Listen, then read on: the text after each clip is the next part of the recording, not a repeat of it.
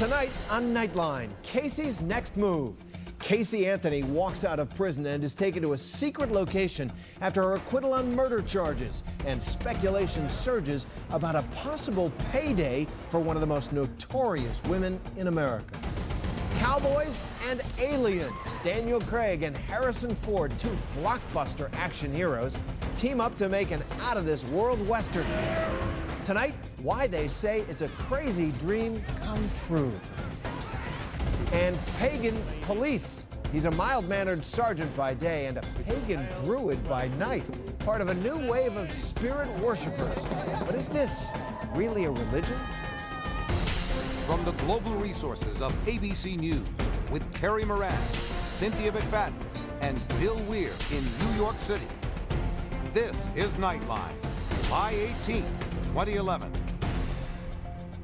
Good evening, I'm Terry Moran. She's not only out of jail, Casey Anthony is on the move tonight. The SUV she ducked into when she left the Orange County Jail this weekend took her to a small airport, local sources say. It's unclear exactly where she might have flown, or even that she did fly.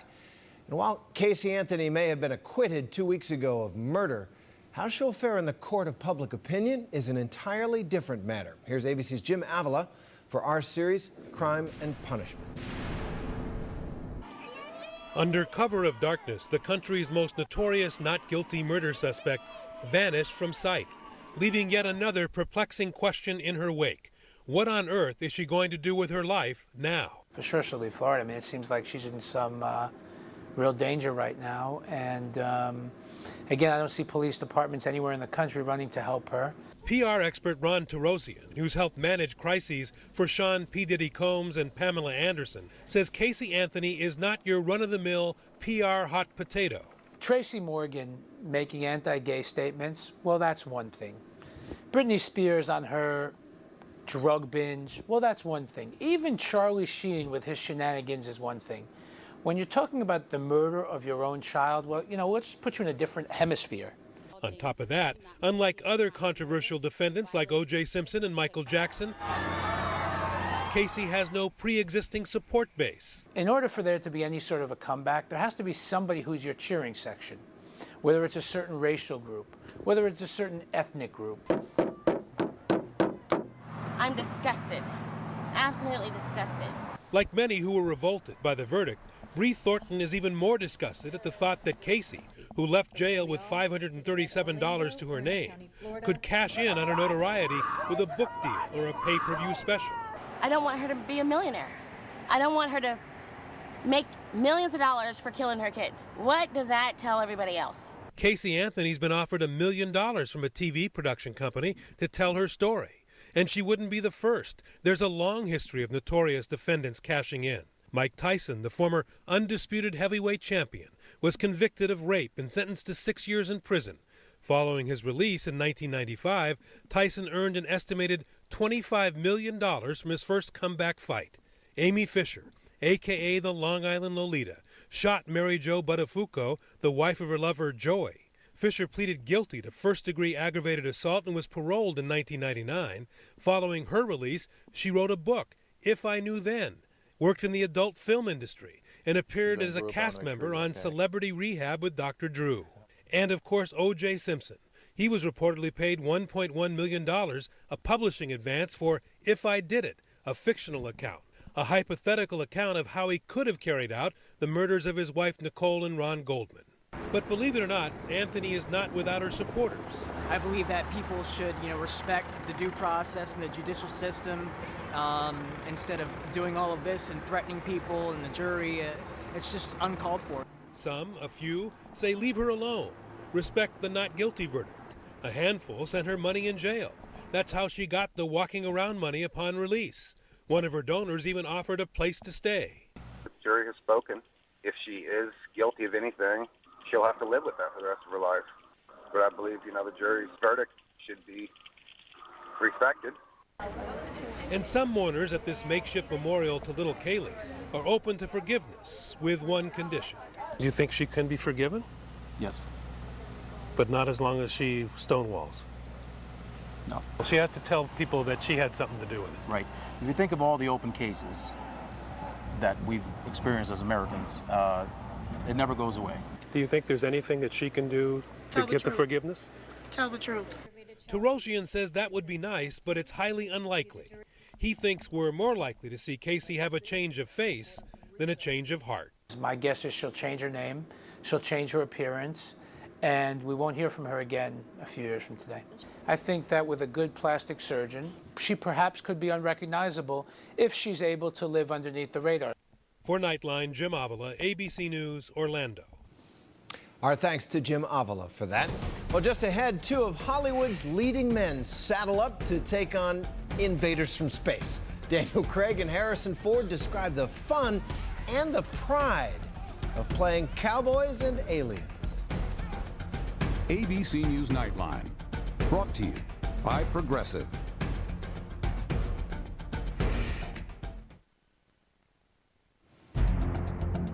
Nightline continues from New York City with Terry Moran.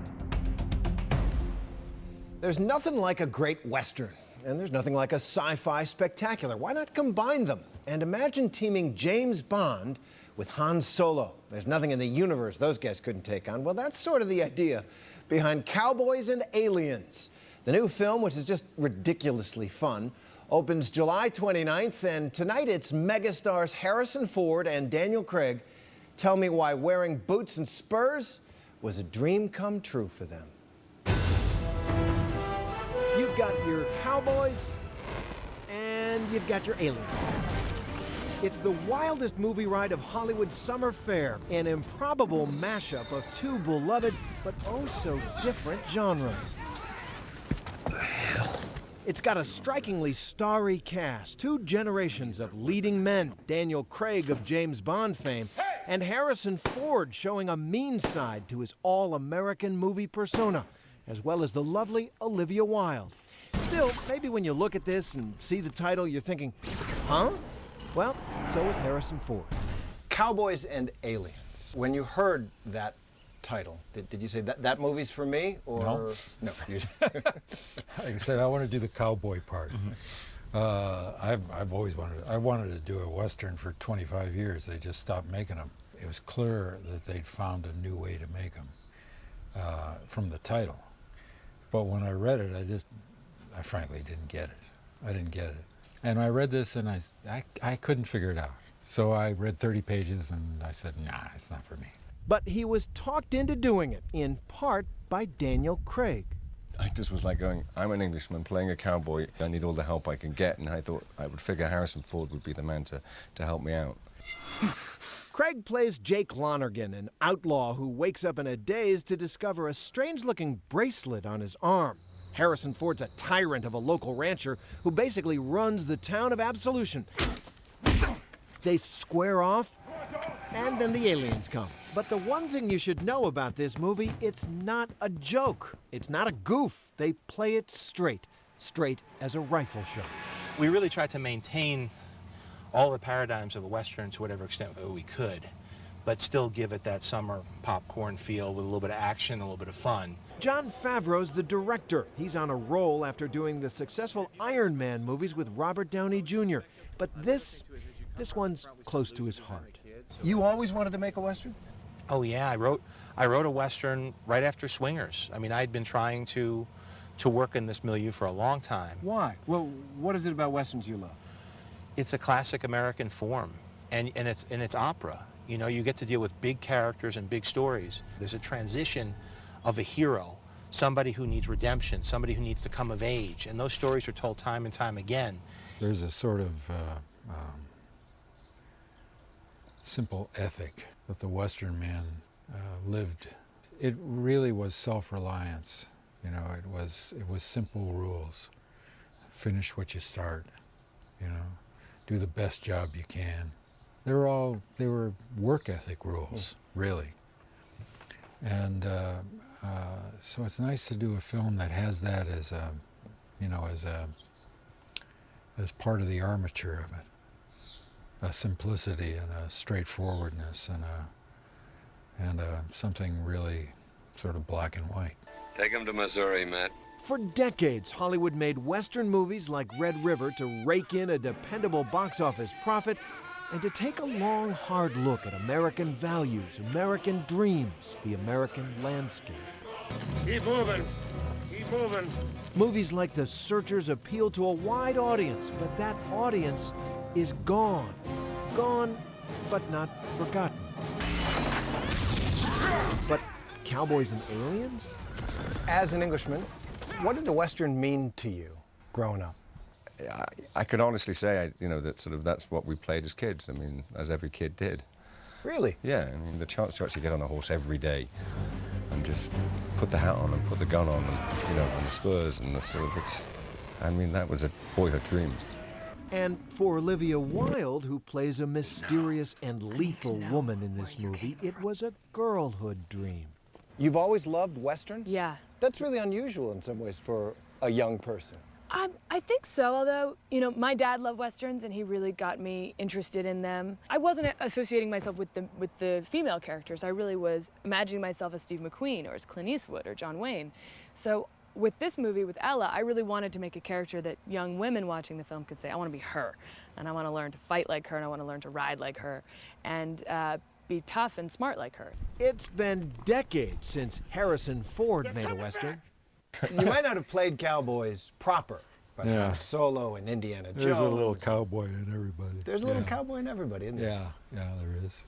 There's a little American in it. And a little of being an American is the cowboy in us as a culture. I don't want any trouble. It's a way of telling a story, terse, flinty, direct, and Cowboys and Aliens has got it. And so much of what happens is unspoken. Well, I'm just deadly keen to cut as many lines of mine as possible. It just... Story of my life. I mean, the less I have to say, the better, as far as I'm concerned. Well, but that's something that a lot of people don't, especially writers. They're getting paid by the pound. Yeah, that's true. And so they just type as fast as they can. But you can say, guys, please. I mean, we get it. We got the point. You can't just talk about what you're doing. You have to bring a little bit more complexity. And it gives you the opportunity to develop relationships. Yeah. Without the words. Without the words, yeah. You don't need... But how right can this Western really be when there's aliens in it? You can sense the passion for getting this right, for making this new kind of Western work. And at the end of the day, what would you want people to get from this movie, aside from a couple hours of great, good fun? Emotional exercise. I want them to feel the thrill of it. I want them to feel some emotion about the relationships between the characters. I want them to feel some emotion about their triumph over the circumstances. I want them to feel fear. I want them to laugh. I want them to cry. I want them to roll on their belly like a reptile. I just want them to feel used, engaged. Cowboys and Aliens opens July 29th.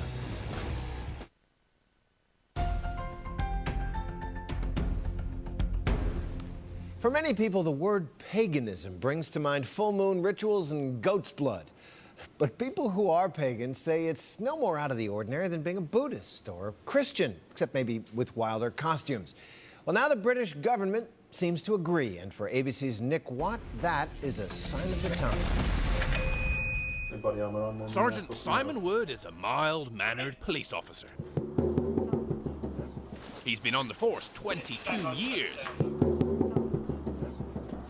He's a military veteran. He's calm, rational, respected. We call upon you to bless us with your intuition. And he's also a pagan druid. Bid you all hail and welcome. Hail and welcome. And let me hear noise! This is a pagan new moon ritual. Paganism has just been given the status of a religion in Britain, and it's growing. Some say there are 250,000 followers, so many that British police have issued guidelines for officers should they stumble upon something like this. Some ceremonies include a blindfolded, naked participant whose hands may be bound. This is in accordance with ritual and has the full consent of the participant. Does that happen? That relates to one particular ritual which you could find in some groups. It's an initiation rite, is what it is. They're going through a death and to a rebirth. Canunas, Dagda, Oma and Hern. Simon was reborn 11 years ago. His wife used to be involved too, but they've got a kid now, and sometimes it's hard to find a sitter. This is a large, large part of your life. Yes. I ask that I may receive the blessing of the element of water. Okay, so what is paganism? Well, it's pre-Christian, and basically it's the worship of the land, animals, spirits, and ancient gods. There's more and more people are getting more involved. Why? In it. I think it's because it gives them something back which modern day society doesn't give you. With the Sathami, the symbol of all things male, we're getting more and more far removed from nature. I found all this a strange mixture of the prosaic. Well, thanks for coming. Fabulous costumes. It gets you into a mindset. Contrived, oldie, worldy language. Our emotions flow like water with earthly desire. And some harmless worship of nature. And if any blindfolded and naked people are consenting, as the police tell us, then, well, why not? I'm Nick Watt for Nightline in the New Forest, England. The return of the Pagans. Thanks to Nick Watt for that. Finally tonight, some news. There's just incredible images out of Arizona where a massive dust storm north of Phoenix has knocked out power for more than 1,000 customers and reduced visibility on roads, as you can see, just zero. That dust wall was about 3,000 feet high and created wind gusts of up to 40 miles per hour, according to the National Weather Service. We'll keep an eye on that. Thanks for watching ABC News. We hope you check in for Good Morning America. They'll keep an eye on it. They've got the latest twist in the scandal surrounding the News Corporation and CEO Rupert Murdoch. We're always online at abcnews.com, and we will see you here tomorrow.